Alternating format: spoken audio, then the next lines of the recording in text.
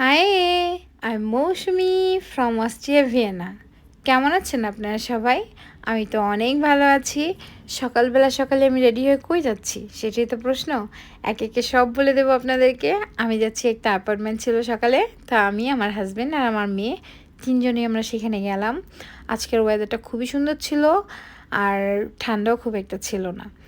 তো প্রথমে ভয় পেয়েছিলাম মামুনি হয়তো এত সকালে ঘুম থেকে উঠিয়ে নিয়েছি, কান্না করবে, কিন্তু সে কান্না করেনি একদমই। সে খুব এনজয় করছে। আমরা তার সাথে একটু দুষ্টাইম করতেছিলাম, আমরা গাড়ির হুকটা টেনে দিচ্ছিলাম আর সে উঠিয়ে দিচ্ছিল।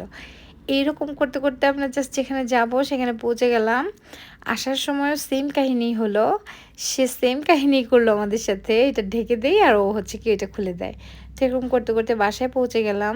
বাসায় এসে দেখি রান্না করা তেমন কিছুই ছিল না যেটা আমি এখন খেতে পারবো। তো ভাবলাম চটজলদি কী করা যায়।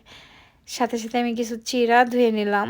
ছোটোবেলার কথা মনে পড়ে গেল। মা ছোটোবেলায় খুব মানে আদর করে আমাদেরকে চিড়ার পোলাও করে খাওয়াইতো। এটা আমার খুব পছন্দের একটা খাবার, অনেক দিন যাবৎ খাই না, ভাবলাম আজকেই করে নেই। আর এটা খুবই হেলদি, সব ধরনের সবজিও থাকবে, সাথে ডিম থাকবে, প্রোটিন, আর চিড়া তো কার্বোহাইড্রেট, আলুটাও কার্বোহাইড্রেট। সো সব কিছু মিশিয়ে একটা হেলদি খাবার, যেটা খেলে আপাতত আমাকে আর কিছু খেতে হবে না, রিল্যাক্সে পরে অন্য কিছু রান্না করা যাবে। তো এটার জন্য আমি কী কী মানে কী কী লাগবে সেটাই আস্তে আস্তে বলে দিচ্ছি। সো আলু কেটে নিয়েছি, বরবটি, একটু কাঁচামরিচ কুচি, 3 ধরনের ক্যাপসিকাম আর পেঁয়াজ কুচি। এখানে সবাই চাইলে যে কোনো ধরনের সবজি দিতে পারেন, গাজর, ফুলকপি, ব্রকলি, বাট আমি এই কয়টাই দিব। তো হচ্ছে কি আমি সব কিছু গুছিয়ে নিলাম। তার মধ্যে হচ্ছে গিয়ে আমার সব স্পাইসগুলোও সামনেই আছে। আমি আস্তে আস্তে সব কিছু বলে দেবো কী কী দিচ্ছি।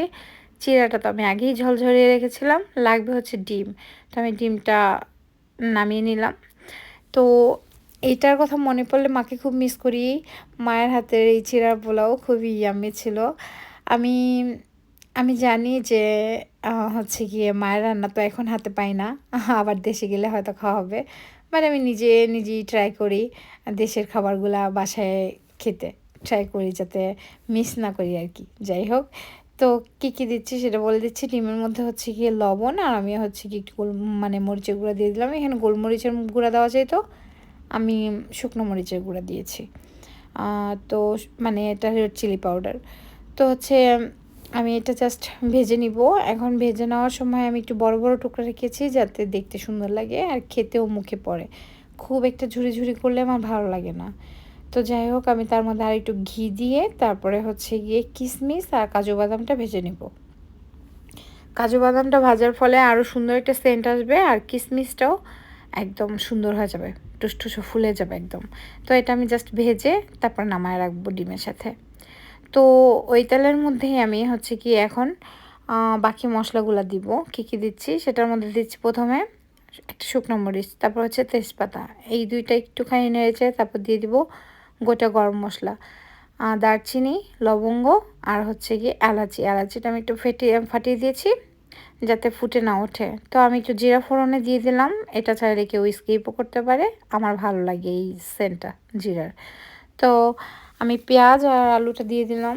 পেঁয়াজটা ভেজে দিলাম না, আগে ভাজলাম না, কারণ হচ্ছে গিয়ে আলু হইতে হইতে পেঁয়াজটা ঠিকমতো ভাজা হয়ে যাবে। আর আগে যদি আমি পেঁয়াজটা ভেজে রাখতাম তাইলে দেখা যেত আলু হইতে হইতে একটু পুড়ে যেত। তো এখনই একদম সুন্দর হয়েছে। তো আলুটা অলরেডি হয়ে গেছে। আমি এখন বাকি সবজিগুলো দিয়ে দিব, যেই সবজিগুলো হইতে খুব একটা সময় লাগে না, খুবই অল্প সময় লাগে। তো আমি ধনিয়ার জিরা গুঁড়াটা দিয়ে দিলাম। ধনিয়ার জিরা গুঁড়াটা দেওয়ার পরে আমি একটু লবণ দিয়ে দেবো আর সামান্য একটু চিনি দিব, যেটা ছাড়া এই রান্নাটা অসম্পূর্ণ আমার কাছে মনে হবে। তবে এটা যে কোনো মানুষ চাইলে স্কিপ করতে পারে, যার কাছে ভালো লাগবে সে দিবে, না লাগলে না দিলেও কোনো ব্যাপার না, কোনো সমস্যা নেই। তো যাই হোক, আমার সব সবজি আর এটা আমি ভালোভাবে কষায় নিলাম। এখন এটা সব কিছু হয়ে গেছে, আমি এখন চিড়াটা দিয়ে দিব।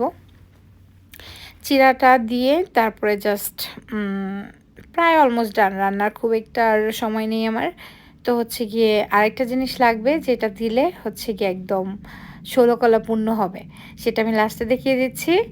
তো এখন ডিমটা আর হচ্ছে গিয়ে কাজু বাদাম কিশমিশটা দিয়ে দিব, দিয়ে নাড়াচাড়া করে একদম ঢেকে রাখার দরকার নেই এখন আর, যেহেতু চিড়াটা অলরেডি হচ্ছে গিয়ে জলটা সোক করে একদম পারফেক্ট হয়ে আছে।